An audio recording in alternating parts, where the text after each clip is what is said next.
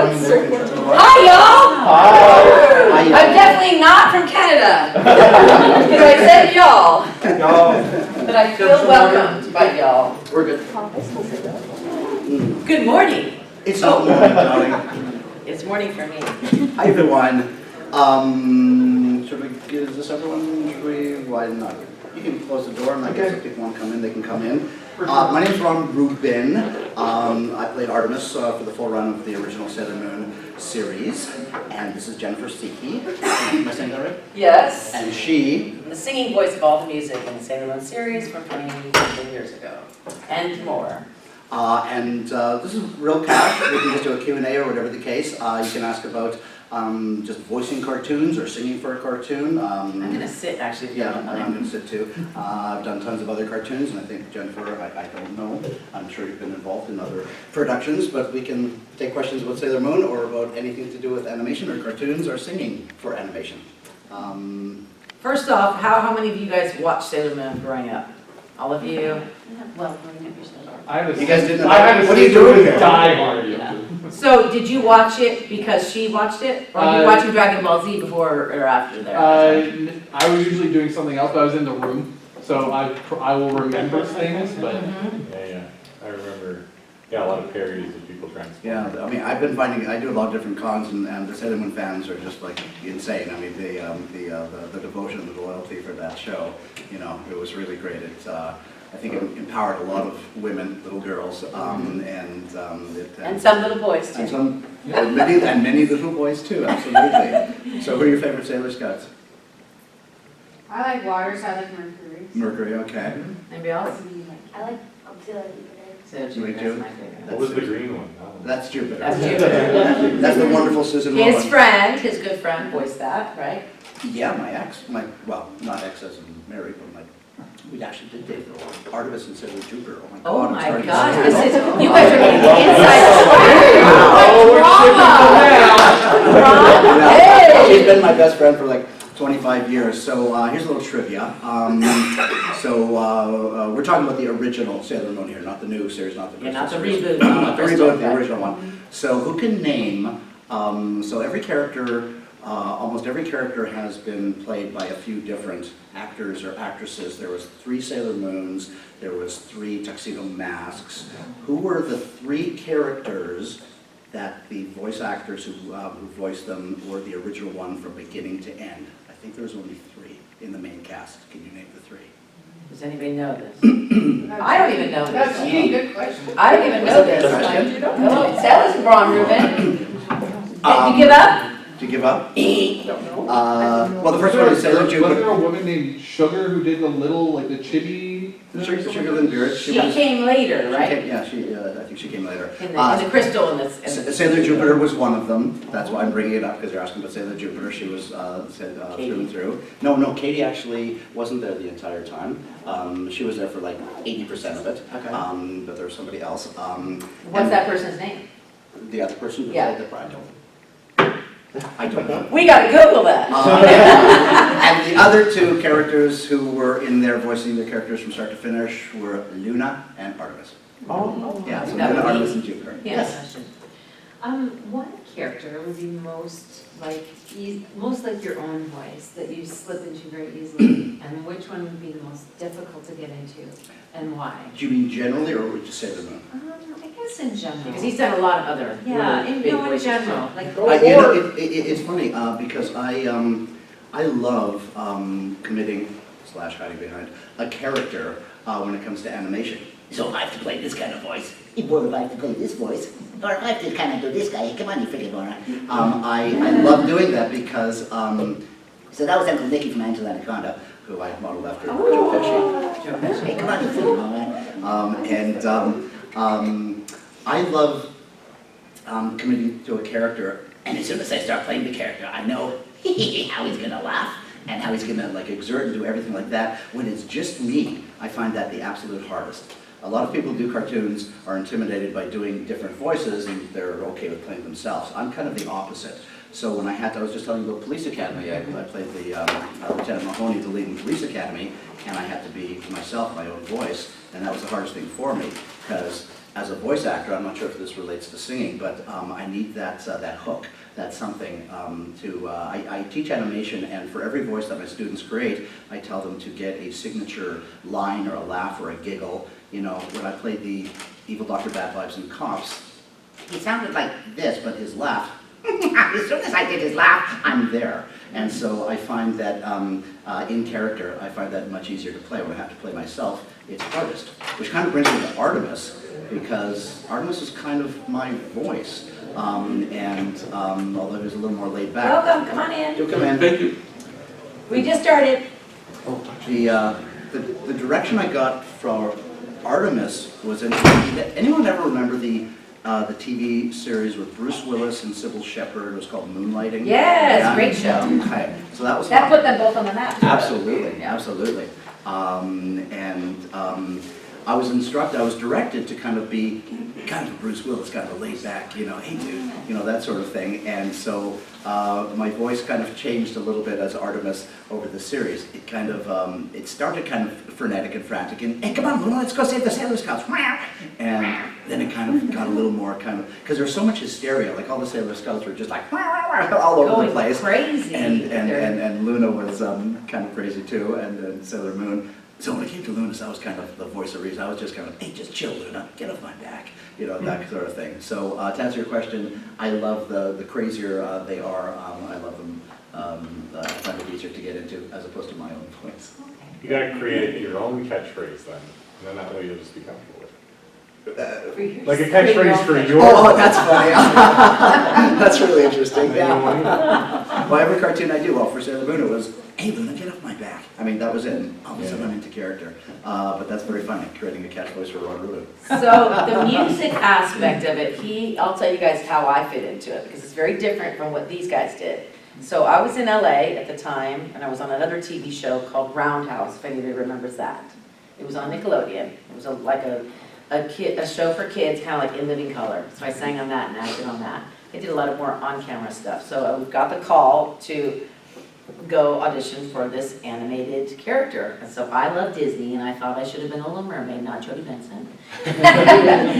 But she's very fabulous at it. But I was obsessed with, you know, the Disney characters, and of course, to be the singing voice of like the Little Mermaid or Belle, that for a singer is like a really big coveted role. So when I went into audition for Sailor Moon, this was the first time I'd ever even heard of it. I lived in Japan prior to that, working for Disney as well as a singer in the 80s. But Sailor Moon, I didn't know anything about anime. I was watching, I watched Scooby-Doo and Bugs Bunny. I'm old, I'm 50-something, so I didn't know about all this anime stuff. So when I went in and got the job, they're like, well, okay, this is a new series, we're trying to bring it. Deke Entertainment was, the production staff, and I got the job, and so I went in and sung all these songs, and again, I didn't know anything about anime, really, or I didn't know if it was gonna go over, so I did, unlike you guys. And yet you lived in Japan?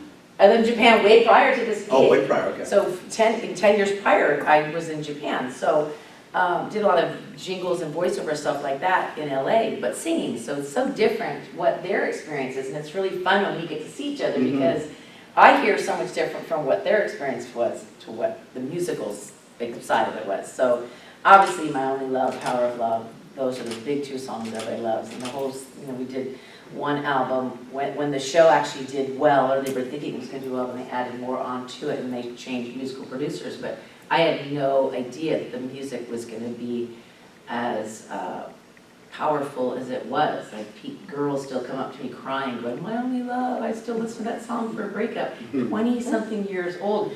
Music is such therapy for people, and I'm so humbled by the fans and how much they tell me story after story, mostly gals, young gals, or 30 and under, but I was behind a microphone for a couple months, and then I walked away from the series because my part was done.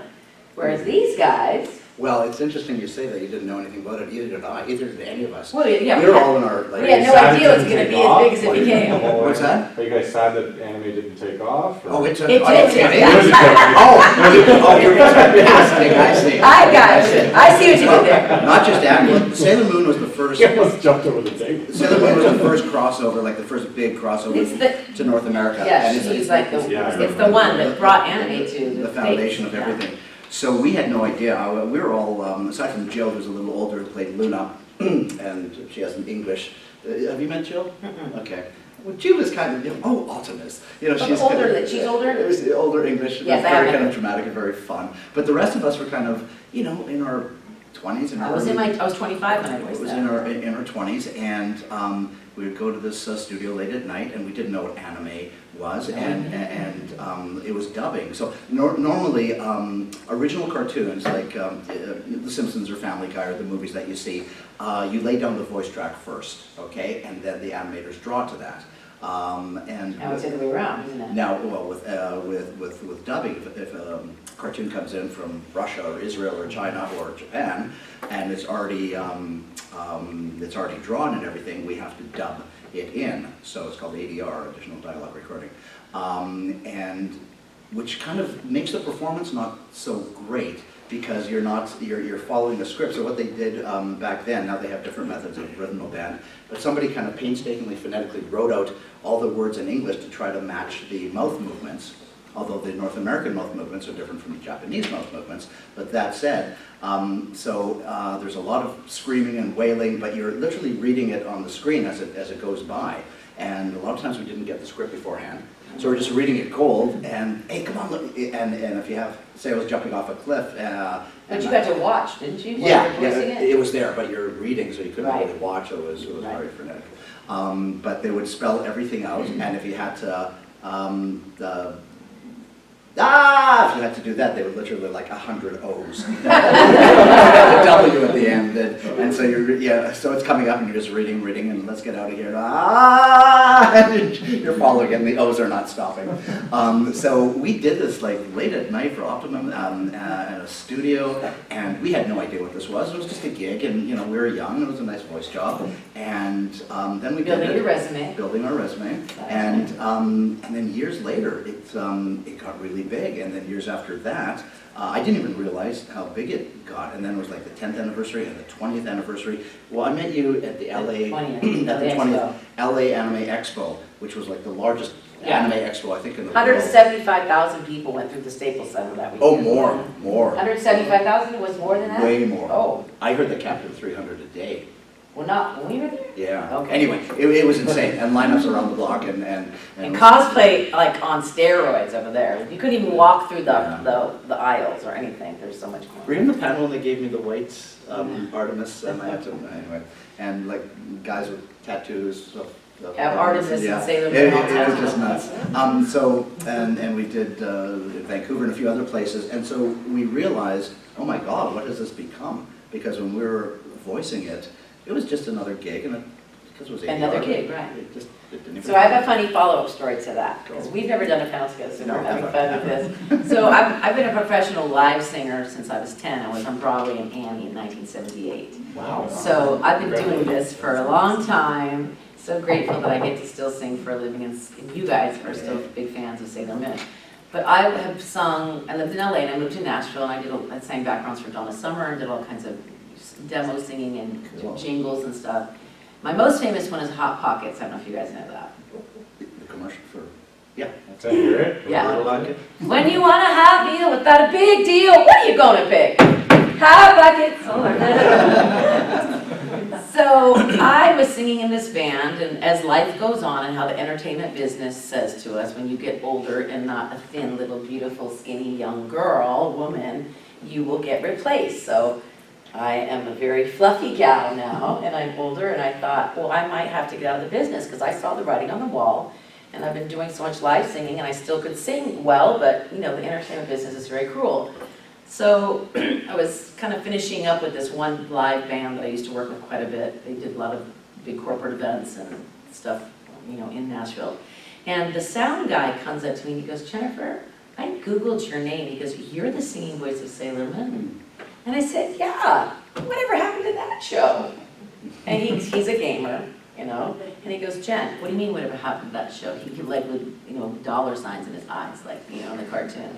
He goes, Jen, you're like a pretty well-known singer. Did you know this? Like, I had no idea, because I just had went on. This was only about 6 years ago. So he hooked me up with Middle Tennessee Anime Convention, and the rest is history. I've done over 100 now, probably for the last 5 years. But it's so funny that we went on with our careers, and because we weren't watching these things, watching these shows ourselves. I was already older, when I voiced that. So I wasn't, I was trying to just be a famous or a successful, not famous, a successful singer. So I did accomplish that, but little did I know in my 50s or later 40s that I would get to reboot my own career with Sailor Moon, which is what you guys are responsible for loving it and being fans. So I thank you guys for that, because now I get to come do this, and it's so fun that the old fans come to the, because of Crystal and the new reboot, that's bringing people back to watching the original, and it just. I'm finding the mothers are bringing their daughters. Yes. And, Did you watch the show when you were younger? I did, yeah. It's almost like an alternative show. Yeah. Like in the 80s. Yeah. Yeah. Just something really different and that you could pay attention to and spoke to like a young girl. Yeah. Because you were watching There it. really wasn't Right. anything else on at all. Right. That was like, I think Care Bears were on. Then it's so different, like, you've got Sailor Moon, which is sort of exotic and Kooky and quirky. yes, and then you've got. And she has so much baby sass to shows her, and- yeah. Yeah, so I'm, like, Katie found the show on her own. Oh, really? Did you, I'm not sure how the that original, or you started. were seeing Crystal in the reboot? Well, I think Crystal and I think the Oh, original. the original too. But how did you get to the original? You were Googling, or How did you find it? how'd you find it? It's not on TV anymore. I forget. Yeah. Probably YouTube or YouTube. YouTube. Yeah. And then liking Sailor Moon and then getting like one of the characters, like just as a toy. And Right, because there's so much. discovering that there's the series and then Yeah. you've got all of like, just finding them is difficult. We have a lot of the movies. Right. Right, well, Hot Topics, do you guys have Hot Topics here at Spencer's? Yeah, They we have. sell- I wasn't sure, they sell so much of the paraphernalia, whereas Yeah. maybe years ago, I would go into Hot Topics and I go, oh, there's that little thing I did, that little job I did a few years ago, and it's so funny how I didn't know. Yeah, no, Like, why don't you guys call me? I went there. There's a big anime in Toronto, Anime North. I don't know if anyone's been there. So I've done that a few years, and they always have a big charity auction. So I always go to Hot Topics and get all Yes, sorts of art and stuff. and then you can sign it, everything. yeah. But like Jennifer was saying, in my business, probably the same as yours, you do something, whether it's a song or a jingle or a commercial voiceover or a cartoon, and then you kind of move on and you start auditioning for other Go to the things. next one. You're And you trying to- forget about yeah. it, and then all these old cartoons, like I've not just following with Sailor Moon, but X-Men and Avengers, all the Stan Lee stuff that I did, and worked with Tim Burton on Beetlejuice and Cops and Care Bears and hundreds of others. And it's just amazing the fans that are kind of because X-Men So is loyal. now on Netflix, and I think my career from the past is bigger than my career now. I mean, it's Hey, nothing's wrong with that. Nothing's wrong with that, but Well, that was our Saturday morning, right? That's Yeah, when we had to right. see Well, the absolutely. Cops and just even being a girl. Did you watch watching Cops? the guys show, yeah, I used to watch that so I all the played time. the evil doctor, bad vibes. Yes. Yeah, so that's getting a cult following now. Sorry. No, that's it. Is anybody in here interested or are in the arts? Like in acting or singing or music or voiceover? I sing more, I guess, more karaoke, but never Okay. on a professional So level. just for fun, because you love music and it's fun. Yeah, I stick to what I know and I Right. stick to what I'm good at, but I also, I can sing a bit of lead, I do harmony as well, so I do a Good. little bit of both and. Well, my concert's tomorrow, you must come. I'm doing Where a is live it? concert tomorrow on main stage at 2:15. Look, check your schedule, I'm not exactly, right, check your schedule, my concert's tomorrow. I do all the big songs from Sailor Moon live and in person, so that's what people love to hear those. I used to And do while we're like promoting local ourselves- oh, voiceover sorry. work. Yes. What's Just- I did, like, I worked in broadcasting and Oh, I cool. did voiceover work on the side. Yeah. But it's like, Oh. on hold messages for home hardware. Sure. That type of thing. Yeah. Hey, those pay too, who Yeah, cares? but it's interesting how sometimes they ask you to be, like, can you sound happier? And you Sure. just have to give. Put a what smile they on your want. face, Absolutely. put You a know, smile you're on like, your I face. am already okay. You're No, making put a yourself, bigger this is smile. like so Yeah. happy. Yeah, and it does help to put a physical smile Oh, no, on. It does. absolutely. And then you do sound happier. Yeah. It's so funny, the little things that they can just direct you to say, it really does change it. I've been teaching voice and animation and commercial reads for a few years now, and it's so true what you're saying. I mean, I tell all my students if they're playing a superhero, you want to be up there with your shoulders back and full of confidence and everything. And if you're playing like a little nebushy character, you want to kind of be like this. So physicality has a lot to tons, do with it. to do with it. It's very I've tiring done- though. It is tiring. Yeah. I've done some voice work for just local. Yeah. You have a nice booming Yes, voice, you by do. the way. You have a good radio voice. Thank you. A big- Very big, nice I voice. did, in one production, I did about 4 or 5 different characters, which is so much Nice. fun. Nice, that's great. Well, there's a lot of, I don't know about states, but I guess 5 or 10 years ago, you kind of had to be an ACTRA member, you know, a union member to get all Is the that like, gigs. is that like SAG-AFTRA here in Yeah. States? Yeah, after, Okay. well, AFTRA is the Brotherhood, Oh, Sisterhood okay. of ACTRA.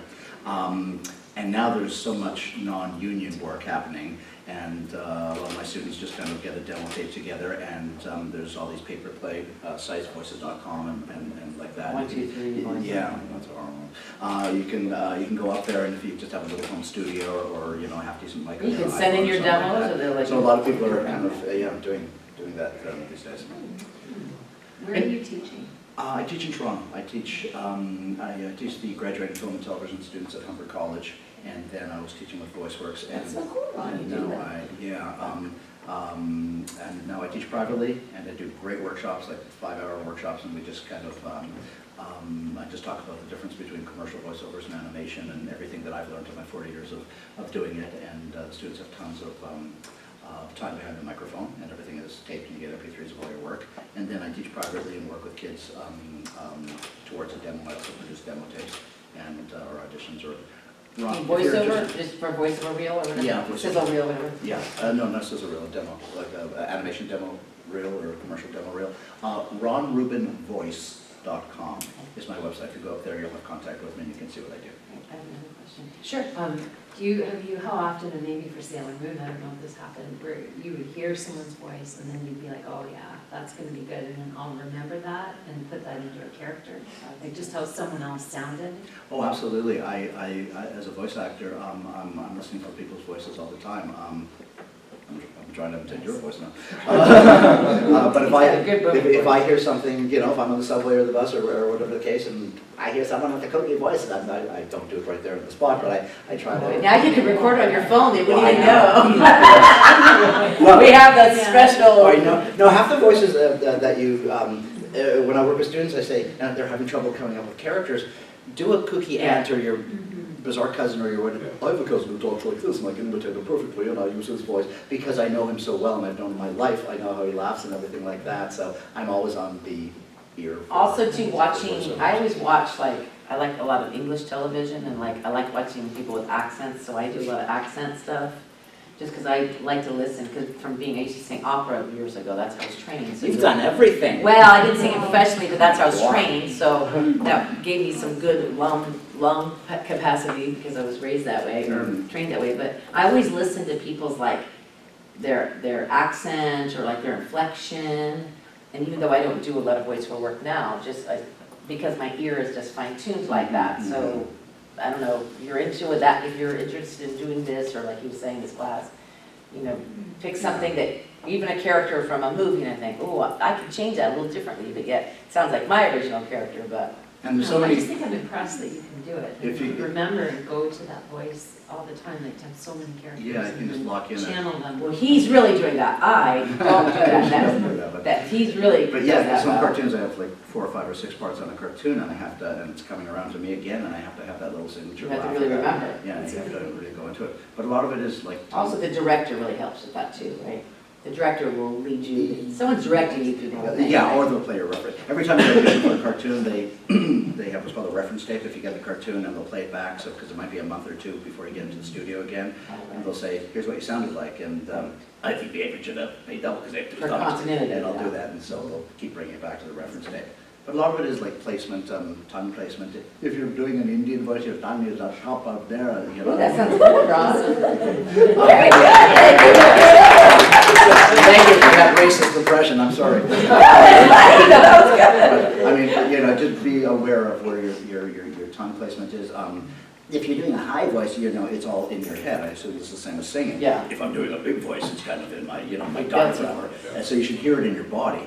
If you're doing kind of a little, cute voice here, it's the back of my throat. If I'm doing, a nasally, dirty voice, it's up here. If I'm doing a gravelly voice, it's here. So it's got a lot to do with, placement in your body.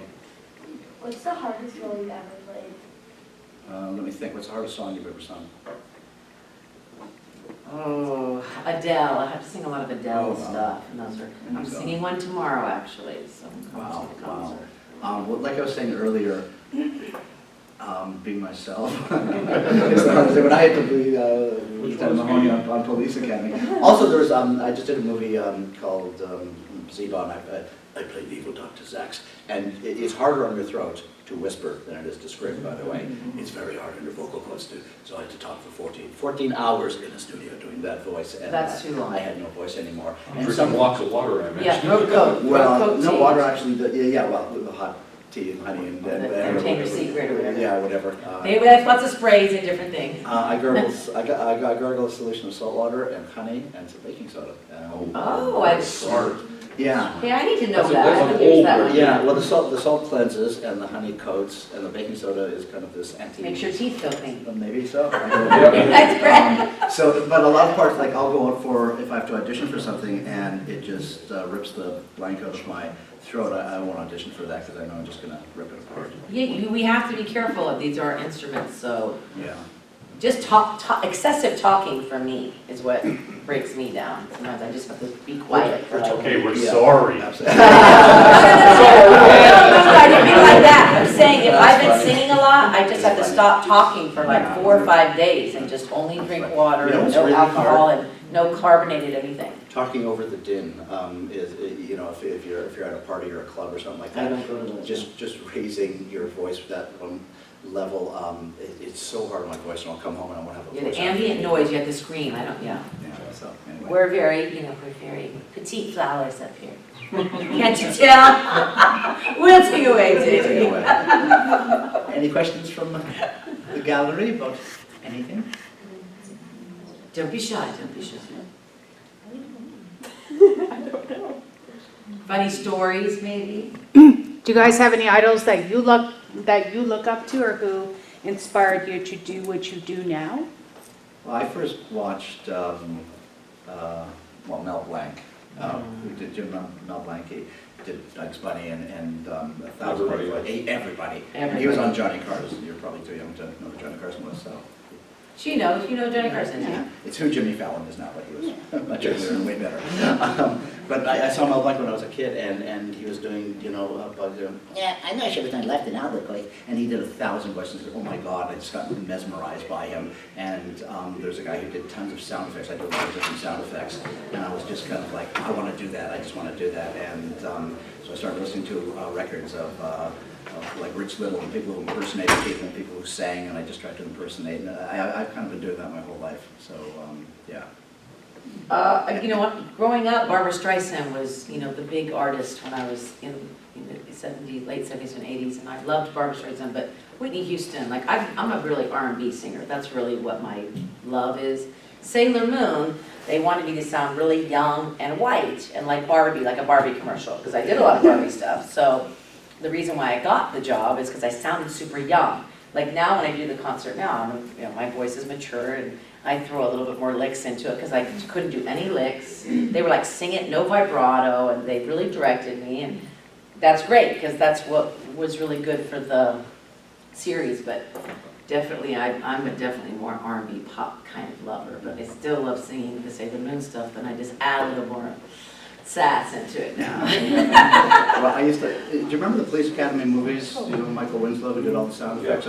So I did a lot of sound effects in my act when I did stand-up. And Police Academy that was shot in Toronto, they all came to Yuck Yucks at the comedy club that I was performing at for the rap party. And they said, we got a guy who does sound effects too. And I'm thinking, oh yeah. And it turned out to be Michael, and the guy's amazing. But I ended up going to the rap party, and the two of us had kind of a sound effect off in the backyard. Are you good friends now still to this day? I don't see him that often. Okay. But we crossed paths, and it was interesting. But yeah, I was also amazed at what people can do with their voice. Yeah, It is amazing. yeah. Hello, welcome. Welcome. You've missed half of it. I know, You're such a big Sailor Moon fan. You're Sailor Moon attire right now.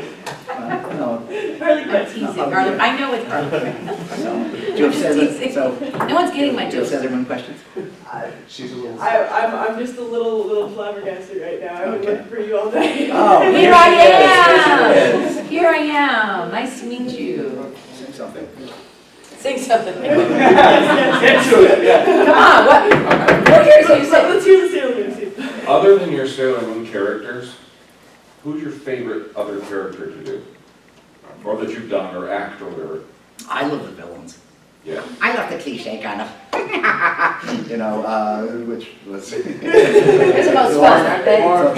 What's Yeah. that? Oh, well, Morph from X-Men is awesome because his mutant power allowed him to metamorphosize himself into anybody and everything. So, I got to be Gambit, emotion, and I got to be John F. Kennedy. So that was you doing an impression of Yeah, the people doing yeah, voice I got acting? to do everybody Oh, else. I didn't That's know super that. I cool. just assumed that it was them. No, they didn't dub it in, no, that was me doing that. That's pretty awesome, even more Now impressive. we're gonna watch it again. So Morph was an awesome part because I got to play right now. all these other characters, which was really fun. So that was one of my favorites. And the villains, of course, are great. Yeah, but so much more fun playing villains. Well, Morph becomes it, so it's like the The best. evil Morph, yeah. I was telling the story to someone, so Morph is a character in X-Men Yes. and the TAS, the animated series, and they wanted to really break barriers with this series, and so they had him befriend Wolverine, and then they killed off my character in like the second episode, because they wanted to show the crowd that, Darn we're them. not taking any shit from anybody, and we mean business, excuse my French. And then all these fans were writing in and saying, how can you do this? You killed off our favorite again. They did a focus group, and Morph was one of the favorite characters. You came back. And they brought him back as the evil Morph, because Mr. Sinister implanted an evil brain. So my laugh went from to like this evil laugh. And I was just talking to, because it's the 25th anniversary of X-Men, and so they just came out with a big anthology and a big book, and I got to speak with the creator and the writer, and he said, you really effed us up because we had you killed off after the second episode, and we had a 3-year story arc without you, and we had to bring you back, and we had to rewrite everything with evil. They had to do with the fans, Yeah. the fans wanted that. wanted See, that, the so fans absolutely. do have power, you guys. So that was one of my favorite characters. Yeah. And of course, Arlen. So for me, it's so different because I So you just strictly do singing, you don't do any... I mean, I did a lot of acting and dancing, and I did musical theater for years. And I worked for Disney and Universal Studios. I did the Beetlejuice show at Universal. I played the Bride of Right, Frankenstein. Beetlejuice twice. Beetlejuice. I said three. So he did this series, but I was in the live action Beetlejuice show that was a musical at Universal. So in LA, back in the 80s and 90s, there was a lot of really cool live performing that you could do. All the theme parks were there, and so I did a lot of that. But I think one of my coolest jobs was probably singing backgrounds for like Donna Summer, and I did a lot of sung for a lot of celebrities too. And How did you get into it? How did you start? I started singing because I was in a children's musical theater back when I was like 5 years old, and the director took me to audition for Annie, and I got the job. So that's how it all started. Where In San Jose, California. And so I did the first national tour of Annie, and of course every little kid back in the 70s wanted to be an Annie, and I played Pepper, the bratty one. Typecast! And I thought if my career would have stopped there in 1978 doing Annie, I would have been just fine. Yeah. Because that was a pretty amazing show to be in, and it's such a classic.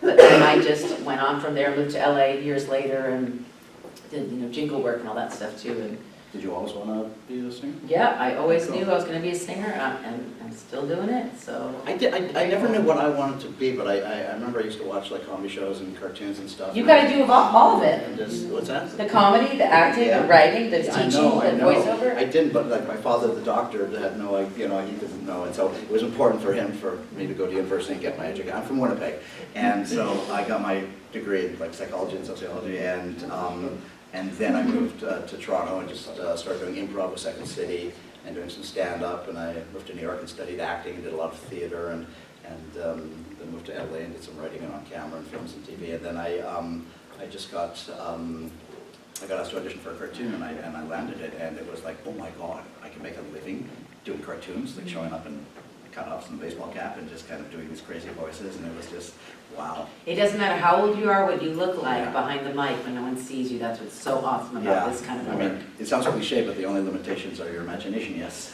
Have you ever worked with Tom Kenny? Okay, I know him with Cross Paths, but I haven't worked on a series with him. Yeah, he's great though. He's one of my favorite voice Yeah. actors. No, he's awesome, he's awesome. When you're doing your voice work and voiceover for the cartoons and Yeah. stuff, do you guys do it together or is it recorded separately? That's a great question. Back in the old days, we used to do everything ensemble, which means the whole group together, and it was so Be all much fun. From a music stand with your with your headphones So there'd be on, like the yeah. entire cast there. Right. So when we did, you know, Cops and Police Academy and Beetlejuice for the most part, some of the older ones, we did it all together, which is fabulous because you get to play off the other It's so actors. much more fun. These days, You go because- one at a time, right? Yeah, these days because of time and finance and expedience, you kind of, I might have 12 lines in an episode, and they'll just bring me in for like a half an hour, and I'll just do those 12 lines and then leave. And so it's hard because you're kind of not playing off of Does anybody. anybody read the other lines back? to No, you? I You do. just read your lines? Sometimes the voice director will punch in and lead you into a line if it's really important, but I kind of make the choice of kind of reading the line, you know, to myself and then answering it. But these days, or you know, if it's a two-hander, like, you know, Ren and Snippy or you know, there's so many shows that have two people playing off each other a lot. They'll bring those two people in to play off each other. But as a rule, more times than not, I do it by myself. But back in the day, we did it with the whole ensemble together. Does that equal more like, when I can imagine if there's a bunch of people together, it's probably like somebody could mess up and then it messes the whole thing up. Or Well, not really, you just stop Say a it. joke. No, they or just whatever. rewind, not even rewind. They Yeah, just- but it it's all might take digital more now. time, you know what I mean? Oh, Like- it totally takes more time. Are you Yeah. kidding? You're It used to be there. analog when we were doing it. Yeah. It was analog, now it's digital. Analog, they had to splice the tape together years Yeah. ago. That had to be, that took a long And back in time. LA in the 80s, they used that razor for many other things. Yeah, oh. Oh, Oh, so yeah, it does take a ton more time, because these days I'm in for like a half an hour, maybe an hour at the most. If you're doing an ensemble, yeah, you're gonna be there for 4 or 6 hours with the whole cast, absolutely. It takes a lot longer. So much more fun, So much though. more fun, it's so fun. Then you get to like, you know, when you're just there by yourself, a lot of Yeah. times I do dub, you know, I sing in the studio all the time, and it's just me and the producer. Yeah. Singing live is so much more fun. I don't even like studio work anymore, because they're just, you know, do this like this. They're like, it's so nitpicky, they won't even let your creativity come out. Yeah. And so when you sing live or perform live, you can be more creative, because it's now what you want to bring to the table. Sometimes, Well, you know, right? That was a big change for me, because I did stand-up for years in Second City, and I always had the audience, and I got immediate kind of, you know, You got- gratification or whatever the case. Yeah. is. You got a And then little I'm doing, feedback. you're doing cartoons, and whether you do it ensemble or solo, you don't really know how it's gonna work until the cartoon comes out, and then you kind of get it, or 20 years later when it becomes a cult classic and the fans come out of the woodwork, so it's a lot different. I love the immediate audience response too, but that was then, this is now. Yes? What character did you play in Beetlejuice? Because I've actually seen it. Okay, I played about 10 different ones. I didn't play Beetlejuice, but remember Doom Buggy? He was the car. I played the car, I played Jacques the French Skeleton, I played Monster from Across the Street.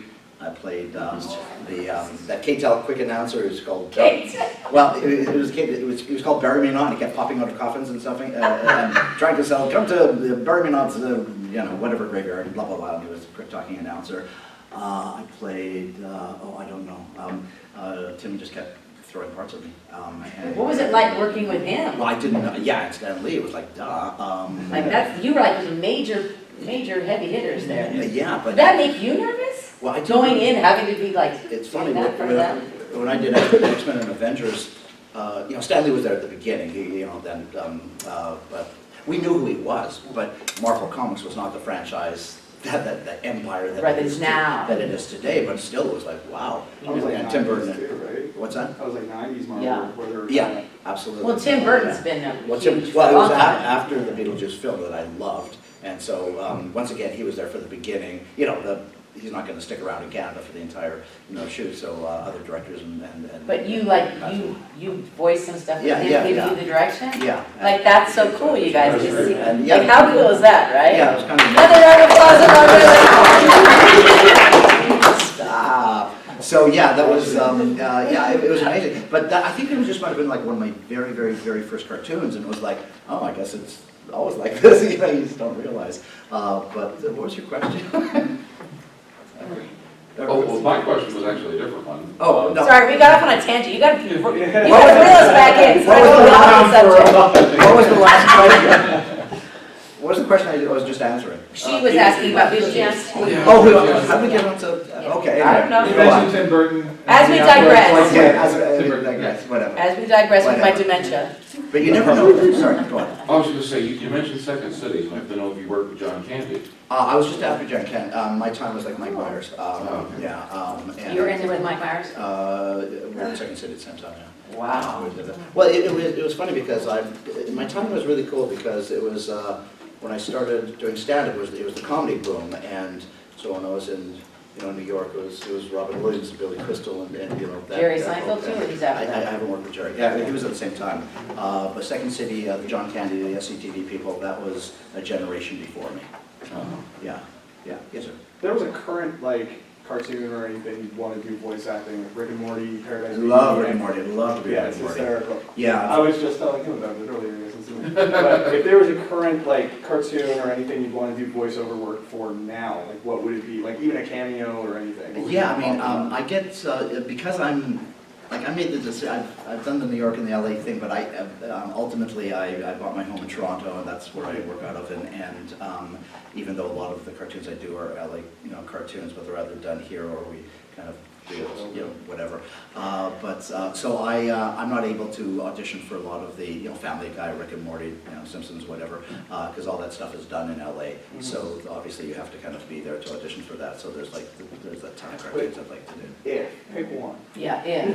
Oh, there's not just Dream cartoon to join tomorrow. There's not just one.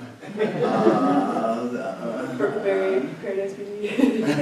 I don't know. The ones you did, I love, you know what, there's not like one I stay up and think I wish I could do that. I love doing, my favorite, people always ask, what's your favorite voice or what's your favorite character? It's usually the one I'm doing right now. It's whatever voice I created for the new one. Or the one you haven't done yet. Yeah, Or the the one you character that haven't hasn't done. come out That yet. character that hasn't come out yet. Have you yeah. played a female yet? I'm sure. Yeah, have you played a female? Didn't Morph turns into Rogue or something? Oh, yeah, Morph has done females. Yeah. Yeah. In that sense, I probably didn't do Rogue's voice. I'm sure they used Rogue for that voice. Yes. What do you think, we like the studio revolving movies, A Mighty Toro and Ponyo and Matt Damon and Liam Neeson, what do you think of these big actors getting into voicing these anime movies? It seems almost like they're too big. Yeah, I think That's what I think. it bothers me. It's money. Money talks. and- Well, there's a lot of us people who have dedicated our lives to voice acting, and then we don't get a chance because they go with the Hollywood stars, and it's like, oh God, as if these guys need the money. But they have to sell the project, and if they can attach a star name to it. And so, that's what's happening now. Let's get Lady Gaga to voice whatever, or even Alan to voice Finding Nemo or whatever. That brings people into the theater. Before it used to be the anime, like in the Disney cartoons, nobody knew who did No that. one knew. Nobody They knew. were all unknowns because they didn't have to No. pay them the millions of dollars to do the project. And what sold was the cartoon itself. Right, not the So fact now that it's like, Ellen got paid $5 million to do that or more. yeah, exactly. So now it's But like, she's really good in that role. no, they're very good, but it's It's a little distracting though. It's Because yeah, you're like, that's it is what really it is. good. I mean, this business, who's ever big and who's ever hot, the rich get richer. I can't complain. I have a. I think for you though, because you are aware of that, I think a lot of people, general public, it maybe doesn't distract them from it because, your ears, because you were kind of in the, Yeah. about it and you have been kind of inside of it. So I think a lot of people like it when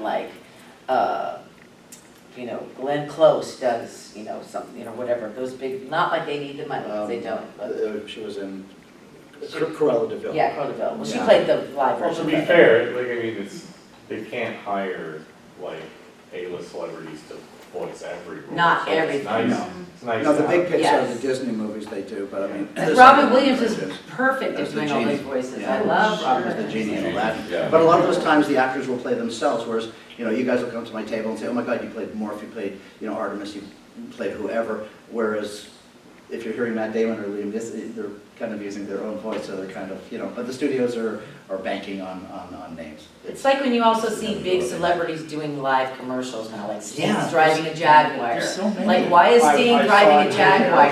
Commercial before coming here. Same kind of thing. Well, it's like a split screen in your mind where you're enjoying it, but it's a little bit distracting. Yeah. Like, years ago, big celebrities weren't doing commercials. That was for like the us's of the world, you know what I mean? Like, the B Yeah. players, the C, we're probably like a D compared to It used to them. be movie I'm not- stars. Just kidding. Television. But that's what, it's funny now, I think that the networks and the sponsors have so much money and they want to sell that product. Oh, If they yeah. attach a big rock star or a big artist or, you know, But it's almost promoting the person more than the feature. It's like, Sting is, whatever, and it's, yeah. anyway, yes. Have you guys ever watched yourselves on TV, like you were just kind of channel surfing and did you ever catch an episode where you actually saw your own character Oh, talk? absolutely. I don't know, just like, did you probably think like, what Did the you hell was enjoy I it? saying? I know, I'm highly critical of myself, so if I hear myself voicing over commercials or when I did a lot of on-camera on TV, it's a little unnerving because I'm although some of the cartoons I love, but it's always fun. And yeah, there was a time that there was quite a few on that I kind of, actually it's fun watching with somebody else and, oh, is that you, is that you, is that you? But, it is what it is. I like to listen to myself, I don't like to watch myself. Yeah. I have a hard time watching, but I'll critique my voice for my singing part of it. I'll think, oh, I did good on that one, or like, oh, I can't watch it. But yeah, That's kind of a learning experience, so isn't it, so what mistakes not to repeat in the future? or I know we're hypercritical of ourselves because that's how it goes. Yes. Did they bring you back for the new Sailor Moon? Like, No. Viz Media took I over. know. And Viz Media didn't, This is being recorded, careful what you say. oh, I know. I wasn't gonna say anything bad. Was that being shocker? No. The original's better. Viz Yes, I Media, wanted to put a whole new spin on it. And they didn't want to use any of the old, I think we're that's- called the vintage, because, we're vintage. Is that what they call us? I like to think of Legacy. Legacy. So I think, I did run into Viz Media when I was in LA doing Anime Expo, and I went up to them, and they just were kind of like, oh, okay, well, whatever. Like, they just, it's just a whole different thing. They went in a different direction. Which is fine, because guess what? The Crystal and the reboot actually helps with us, because it's bringing some of the newer fans back to the originals. So it all is good. It's all good, either way. Okay. I'm not frustrated or sad they didn't bring me back, because my music's the only one that anybody ever did. I'm the only one that sang that music, so that's where I feel I put my stamp on You it. did an amazing job. Actually, in the LA, the Anime Expo in LA, the big one, everyone was asking us, because there was all this talk about a new dub coming out, and everyone was saying, and it hadn't been announced what was going to happen, and everyone was asking the cast, would you like to be in the new one? And we were all like, yeah, of course. Yeah. And then, unbeknownst to us, they brought out the new cast, and we didn't even know they were doing that. Oh. And so the whole, That's sneaky. yeah, so they had us on stage, and Oh, I remember hearing about then they that. brought out the new cast. That was on when I stage. was there, that was the next time, right? Yeah. Yeah. And they brought out the whole new cast, all these young. Yeah, young 20s, 20s. And we were like, oh my God, nobody kind of told us what was going on. So- That was kind of a bait and switch, wasn't it? Yeah, so that was kind of weird. That was a little shady, Very kind awkward. of. A little shady. It's all good, it's all good. Yeah. So like, do you guys find like with like Netflix and streaming services and like influencing like greatly like anime and like animated features, do you find like that's producing more work for people like in your line? Absolutely. Yeah. Yes and no. I do. for me. Yeah, for you.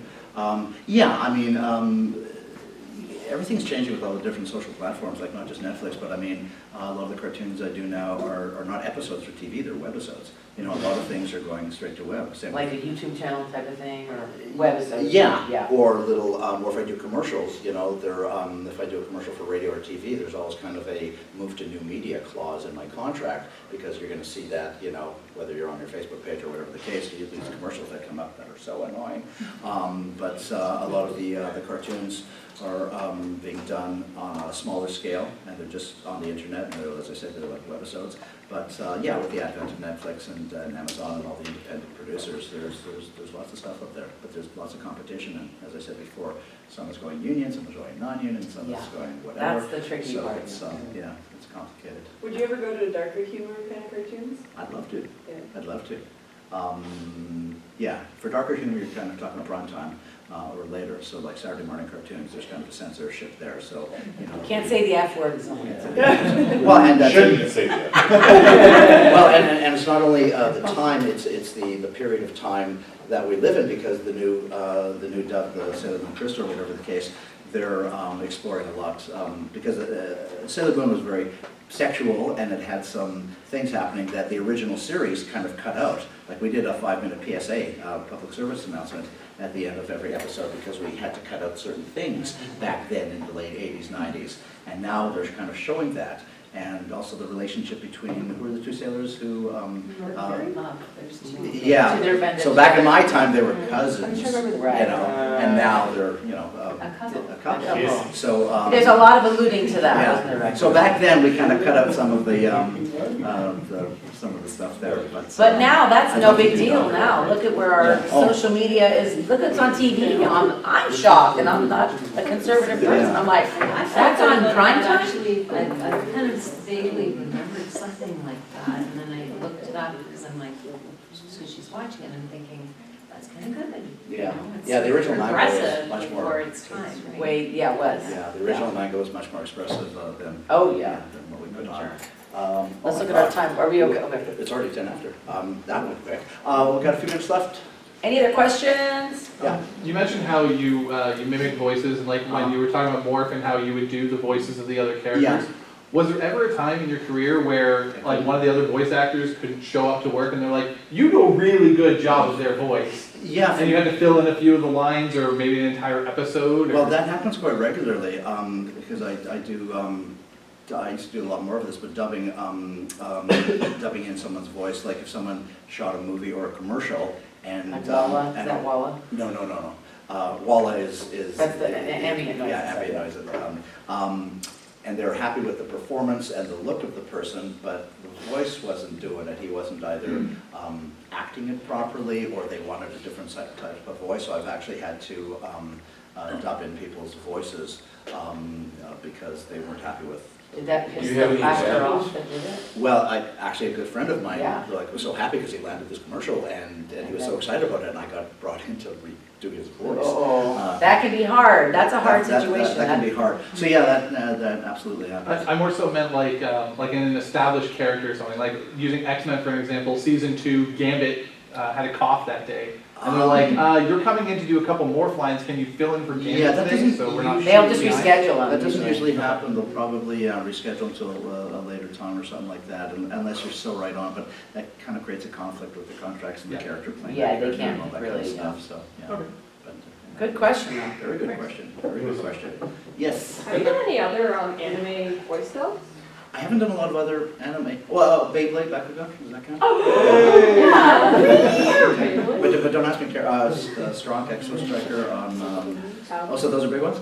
Oh, Beyblade was, I had a Beyblade themed birthday party, man. Like, I hit Ontario hard. I hit Ontario hard. So yeah, so I did did a bunch of, once again, that's ADR, and you're brought in, and can you know, be this monster or be this character. So yeah, I've worked on Beyblade and Bakugan and probably a bunch of others. I forget. Don't underplay that stuff. I don't get that. You know, That's a fancy one. Yo, 90s kids, we'll eat that up. Yeah, it's just that I didn't have the lead like I did in some other ones, Yeah. and so I don't kind of flaunt that, and I don't kind of. You should. Kids in her class have Beyblades. Yeah. They're so No, it's huge now, but I know that. But I guess, you know, I've done hundreds of cartoons, and I kind of concentrate on the ones that I've had characters in. Anyway, why don't you promote what you're doing? Yeah, tomorrow, concert. It's in the schedule. I think it's at 2:15 in the main stage. Please come. Also, we're signing at our table all day tomorrow. Come if you have questions, you want to talk to us, take pictures with us. We're there all day tomorrow. And so for those interested in voiceovers, I'm doing a panel with Ivan Sherry, who does a lot of gaming. He's the voice of Inspector Gadget, as well as Assassin's Creed and a whole bunch of other stuff. 1:15 to 2:15 tomorrow. It's your program. 1:15 to 2:15 tomorrow. Page 9 is your schedule, so make sure you guys notate that for everything you need to 1:15 to 2:15 tomorrow, I'm doing a voiceover animation panel, and we're signing for another till 9 o'clock tonight, and Yeah, we'll here be all there day tonight, tomorrow. exactly. And also, for Yeah, those who haven't been to my table, Luna, who couldn't be here, I have some pictures that she was nice enough to sign, so you can actually get a Luna and Artemis autograph. Oh, together. very. So we'll be You're here. a professional right Yeah, there. thank you very much. You're so professional. Anyway, thank you all for coming. Thank you, guys.